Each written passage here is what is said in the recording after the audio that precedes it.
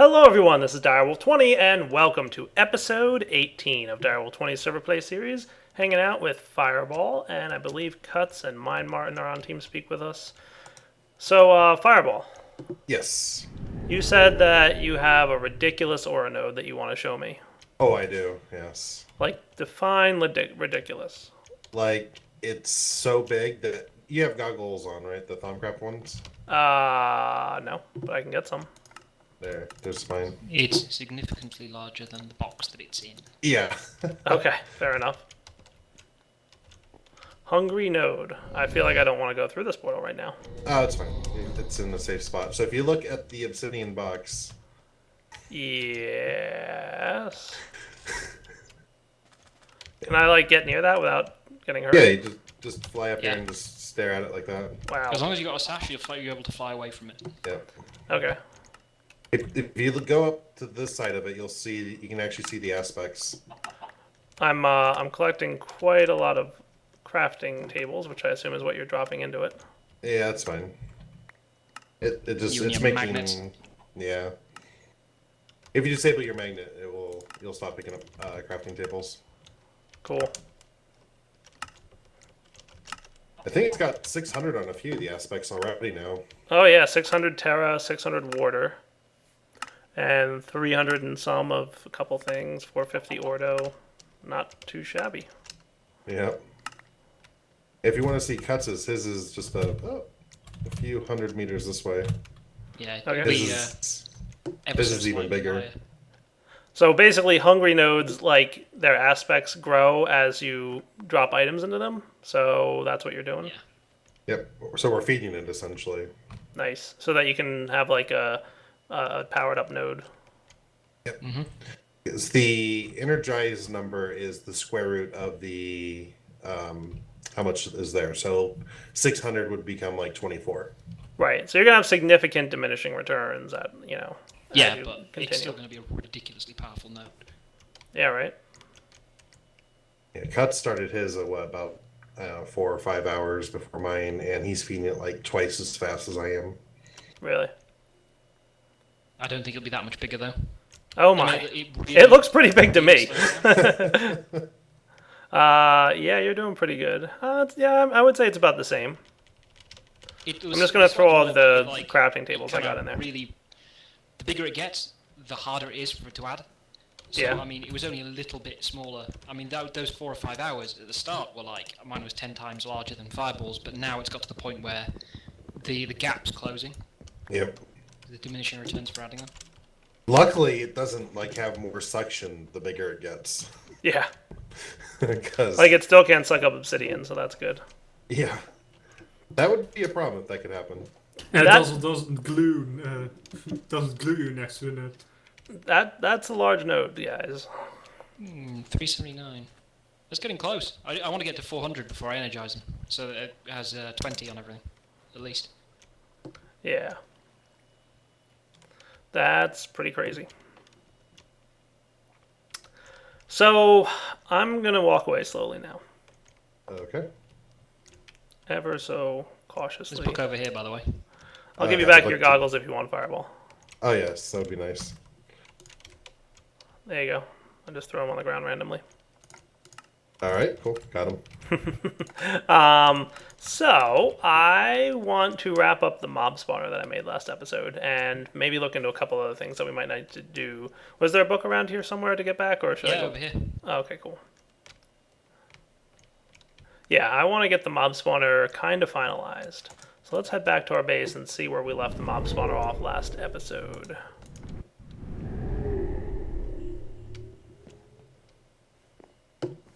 Oh, I see where we are.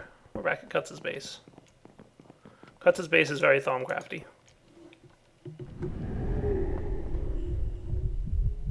Oh, I'm getting some flux stuff. Okay, so last episode we set up a nice little mob spawner. Let's see where we're at. Oh yeah, so we've got Killer Joes. I did go ahead and throw some etheric swords. Did you say that you've got the... I'm going to come back to your base actually, Cuts, because I want the upgraded... I want to put some enchants on these things. Yeah. That's doable, right? Yeah, and it's much faster than it used to be because I've got a size 7 energized node now. Oh, It nice. was four last time you were doing stuff, I believe. Oh, so now you need the energized nodes for Atomic Tinkers. Well, no, but it's recharging the one that's next to it. Oh, gotcha. Cool. So where is Cuts' base on this thing? Did I miss your base somewhere, Cuts? Oh, there you are. You're right above me.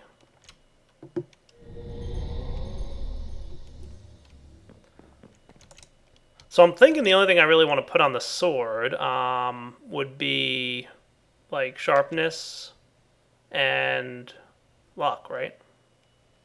Binding and binding and disarming. Do I want those? Yeah, definitely on disarming because it means you'll get like more like weapon drops and stuff from the mobs. Yeah, but what do I need them for? Well, you can melt them down and get stuff from them. Veto. I just want looting. Yeah, okay. And then there's that, I And suppose. sharpness. Binding's still useful though because it stops Endermen teleporting. Does it? And slows enemies down. Alright, well if it stops Enderman from teleporting, what do I want? I guess binding too? Yeah. Binding 1 just slows. Binding 2 stops Endermen as well. Okay, so do I take... Oh, okay, I see. I just take the wand out of the table that's behind it. Yeah. There we go. Cool. Oh, the particle effects aren't working. They haven't ever in multiplayer. Really? I've never seen them. I only know that they exist because I've seen them in a screenshot. Interesting. Yeah, I did never get around to enchanting these etheric swords, but I figure looting would probably be the way to go. Yeah, that's killing the Ordo and Perdito. All done? Oh, not quite. I need more Ordo and Perdito, of course. So let's get this thing recharged. Let's see how fast it is. That's not too bad. Alright guys, what I'm going to do is come back in a minute after I've got both of these swords enchanted because it's going to take a while, and I'll see you then. Alright guys, we're back. While I'm waiting for that wand to recharge, Cuts was showing me his library. I like it, it's very fancy. I like the use of the Bibliocraft lights too, because they just fit for a library. Yeah, it's the first time I've ever found a place where they actually do fit. They've always looked really kind of, well, poor in any location. Yeah. So these are all just categorized like some kind of protection here and No, then well, over that's here. just because they were in a big stack in the filing cabinet they were extracted from. There's Oh, no okay. particular order because it's just storage buses. Oh, I gotcha. So it's not a particular order. Library, bookstores, and house network. Yeah, you have 115 unstable 2 books. Got 679 on Breaking 3. I can see that.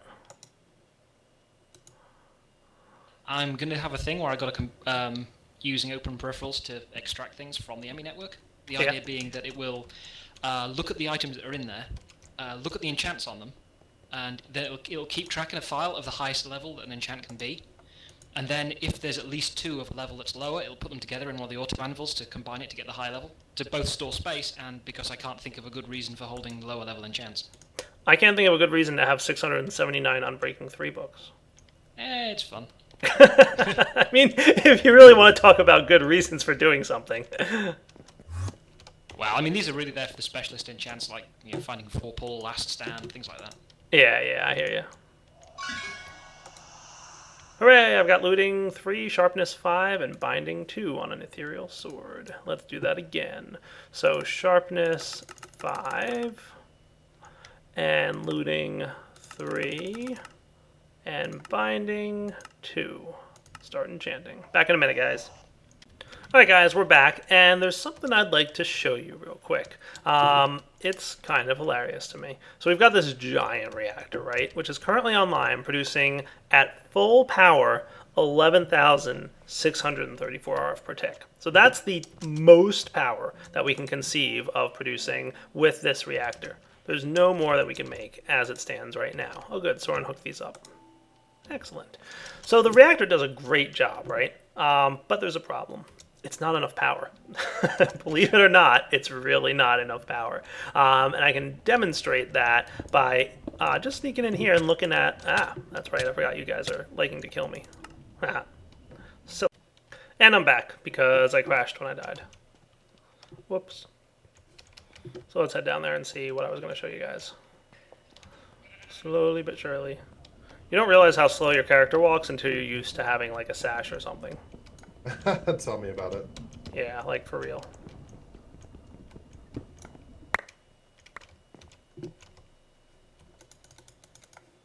There we go. And we'll put our baubles back on.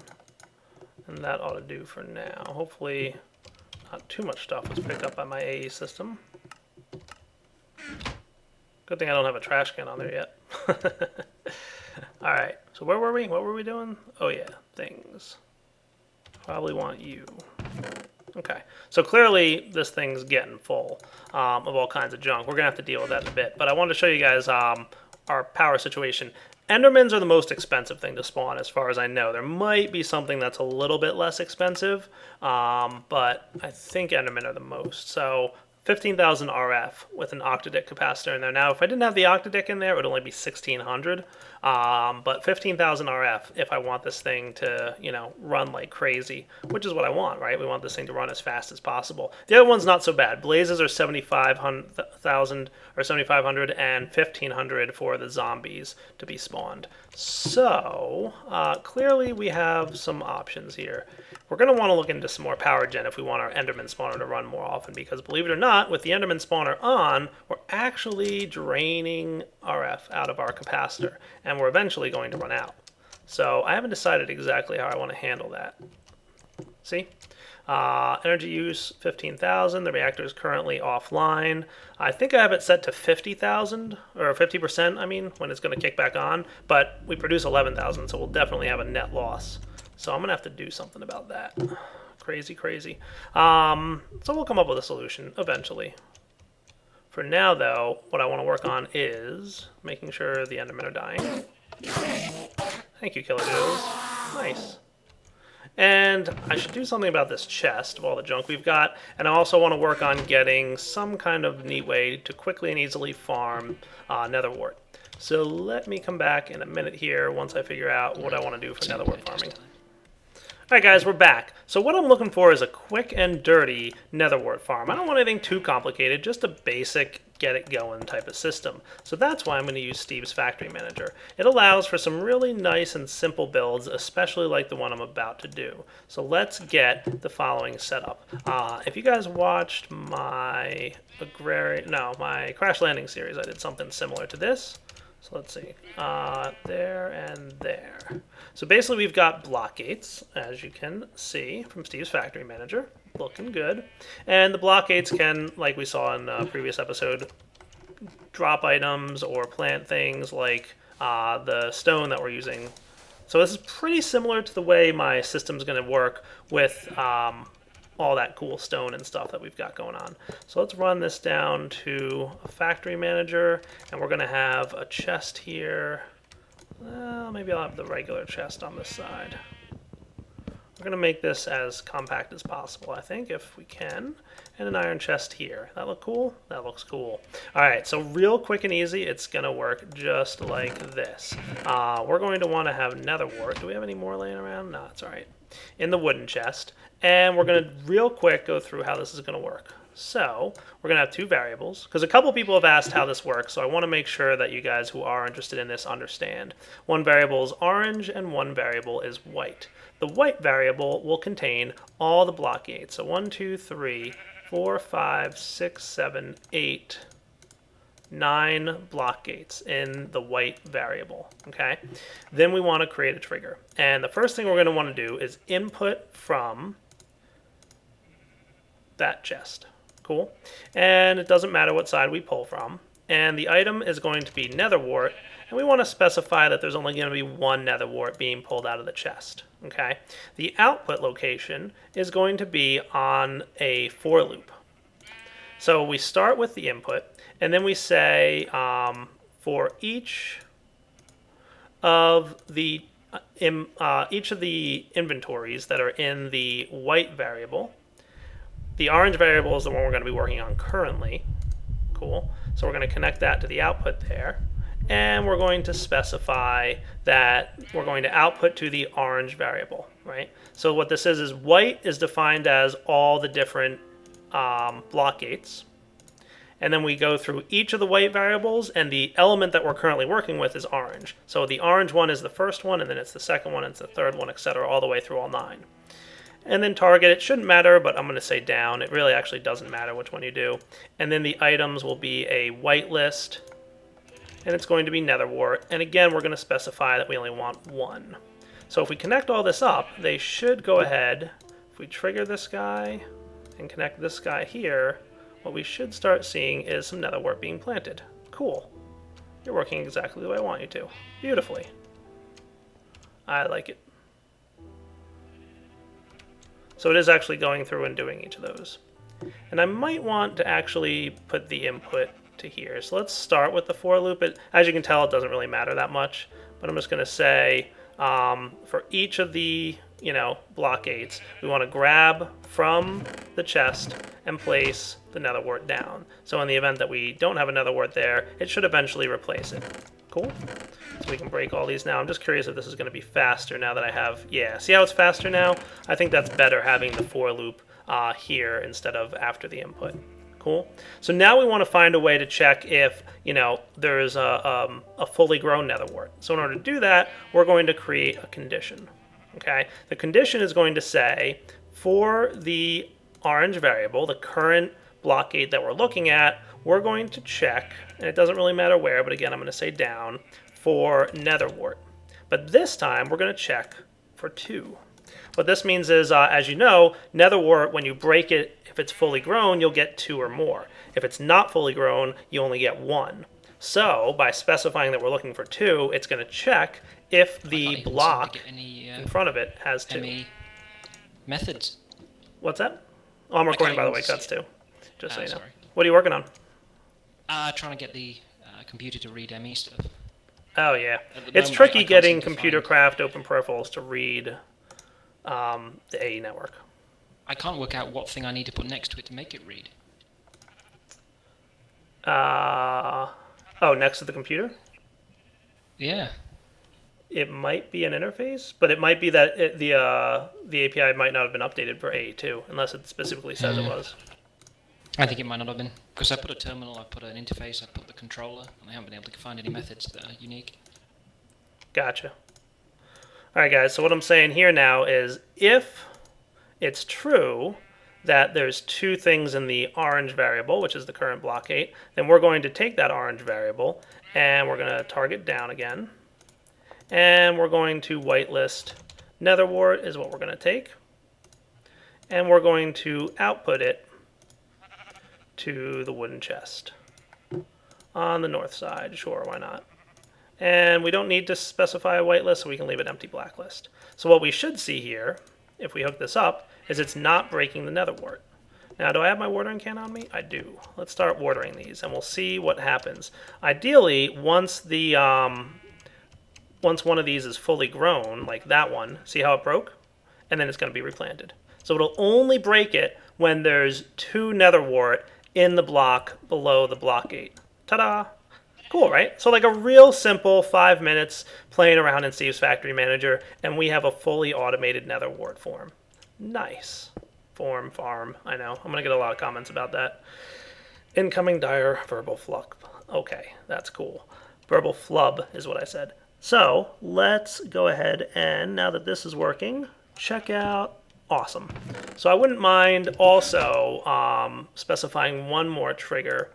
And what we're going to do here is I want to, well, I'm going to hold off on that for now. I do want to eventually get the NetherWart into the better barrel over here. But first, what I think I want to do is get a nifty little guy over here. So I wouldn't mind having natural apparatus, functional flora. I want the agricarnation. Yes. It causes nearby plants to grow at a faster rate. So let me get that. I need a rune of spring. I'll be back in a minute.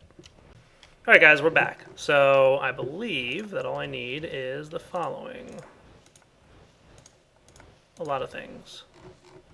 So 1 1, 1, 2, 1, 1, 1, and 1. Alright, I did something wrong. Oh, I forgot my redstone root. There we go. Nice. And that should refill.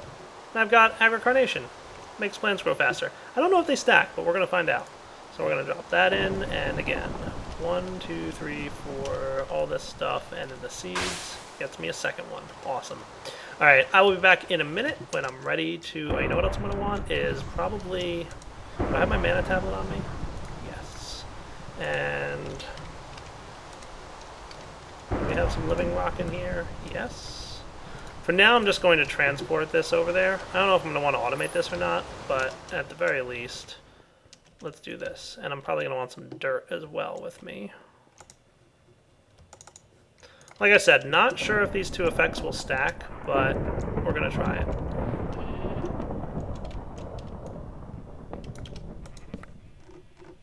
So I'm going to put these guys here with the agricarnations on it. This here, make sure he's accepting mana from items, and go. Cool. And the agricarnations should help the NetherWart to grow a little bit faster. Works for me. They're both glowing, so I can only assume that that's working. Alright, we'll be back in just a minute. Alright guys, the next thing I'm going to do is check a condition in the wood chest. And if there are more than 65,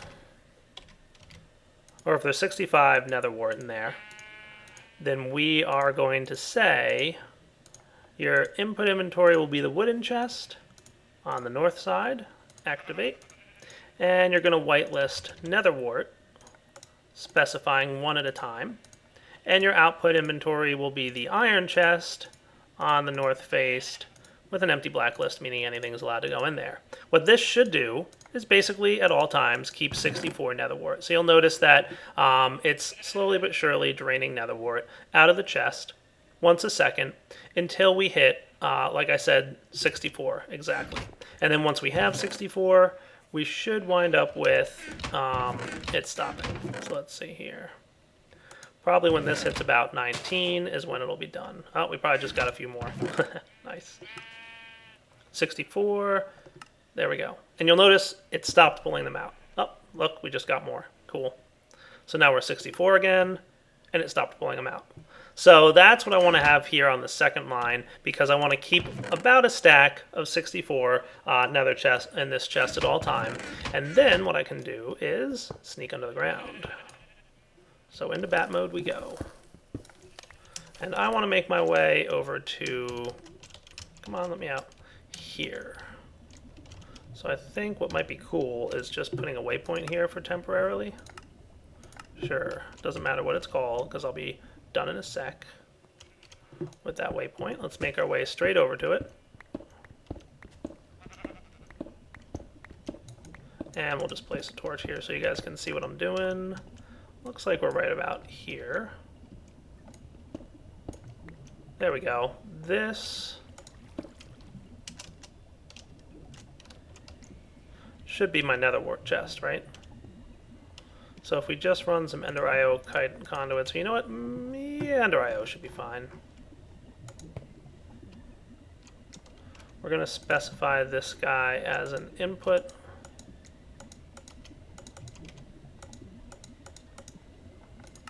Yeah, insert green channel, that's fine. Like I said, I'll come up with a better transport system in a bit, but this should at least work. There we go.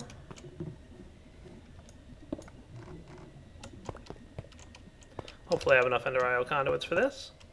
So this way, any more than a stack of the netherwart in the wooden chest, and it'll wind up in the iron chest. And then any netherwart that lands in the iron chest should make its way over to that barrel. Cool. So we can remove that waypoint now. Don't need him anymore. And let's say extract Always active mode. Cool. We can cover this all up again. And what we should see is the NetherWart getting pulled out of here, and it was sent over here, where it's probably being turned into nutrient distillation. Sweet! So that is a quick and easy NetherWart farm using Steve's Factory Manager. I don't think the agrocarnations are working on this, by the way. They don't seem to be growing any faster, and usually there's a particle effect that occurs when the agrocarnations are doing something. So either the particle effect is broken, or agrocarnations don't work on NetherWart. I'm not quite sure what it is, but obviously they're not speeding up NetherWart growth too much. The watering can, on the other hand, does a pretty good job of it. Hooray! So I'm pretty happy with this build. We've got automated harvesting of the plants. You can see we're always keeping 64 in here. And if we go over here, we should see that we now have more NetherWart than we did before. So this barrel will eventually continue to fill. I didn't set up anything so that the zombie flesh goes in here, but we've got so much of this stuff right now that I'm not even going to worry about it. We'll automate that later if it turns out we need to. Oh, and by the way, I don't know if you guys noticed, I'm guessing Soren did this, but he set up the fluid conduit so that this experience obelisk here is collecting all the experience that the Killer Joes get, which should be quite a bit now. So let's turn these guys on. So remember, you can run on our, awesome system that we have. We can run both the blaze and the zombie spawners together, because they're about 9,000 total. So no problem generating the power needed for that. But if we want to run just the Enderman farm, that's too much power than we have. But hey, looks like we're getting lots of stuff. Speaking of, I should clean out this inventory. I have to do something about this. So what I'm going to do is get filters that ignore metadata by combining a filter with a stick, and filters that hopefully can also ignore NBT. So ignores metadata, ignores NBT. Let's go fill these guys up. And while I'm here, I would like a trash can, please. Awesome. Oh, and you know what? Probably just a few pipes.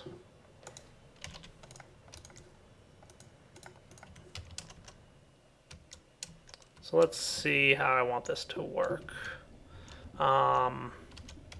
Maybe the first inventory we hit would be good. So how does this thing work?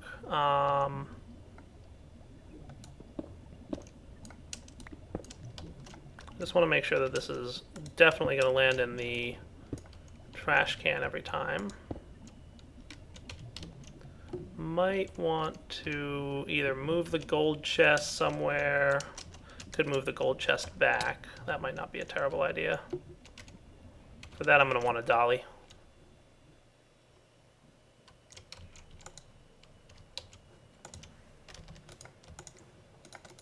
Or I might want to do something else. Let's see.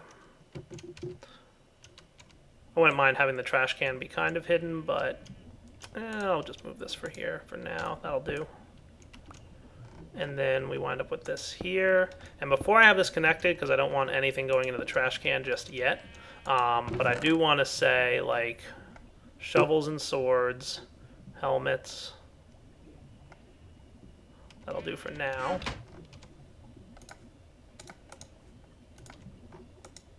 So all three types of helmets, shovels, not watering cans. That'll do. 1, 2, 3, 4. And then you, legs, legs, legs.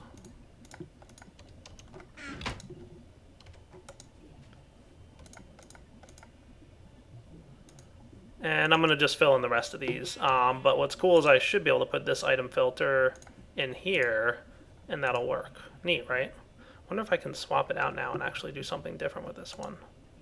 Like if I cleared this out.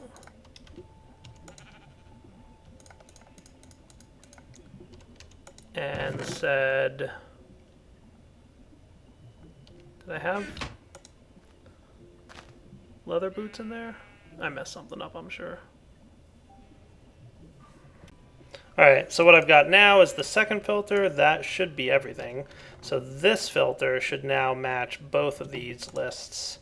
And as you can see when I mouse over, there's a ton of stuff on there. So that's going to go in here. And now only those items that match in some way should wind up going in there. So if we take these, turn off Killer Joe for the time being. and just start dropping them in the room here. They should get picked up, and it should kind of get rid of them. So we'll just sort that so we make sure we don't get confused. Go ahead, pick it up. Did you get it or what?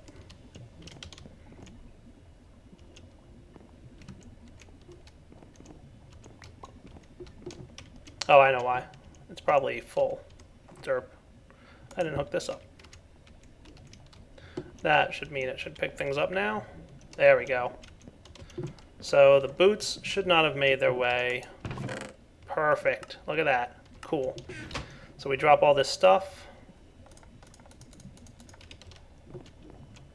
You can see it's getting picked up by the transfer node. And it's not making its way to the gold chest. But for example, if we got these molten core heart things from Reliquary, drop them in there, they should make their way to the chest. Cool, and they did. Nice.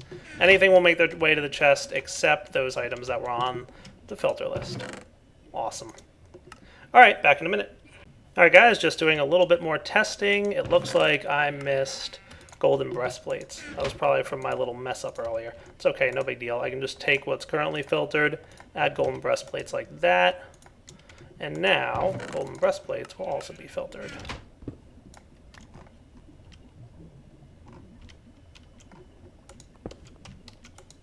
Ta-da! Nice.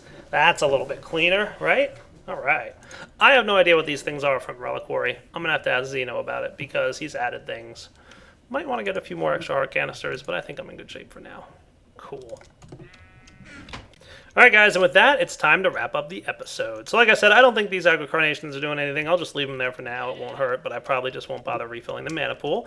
For now, Darryl20 signing off. Hope you enjoyed the episode. Automated netherwork farm with Steve's factory manager. Plus, we've got, just a little bit more cleaning up with the whole farm for animals and whatnot, with the mob farm. All right, guys, take it easy.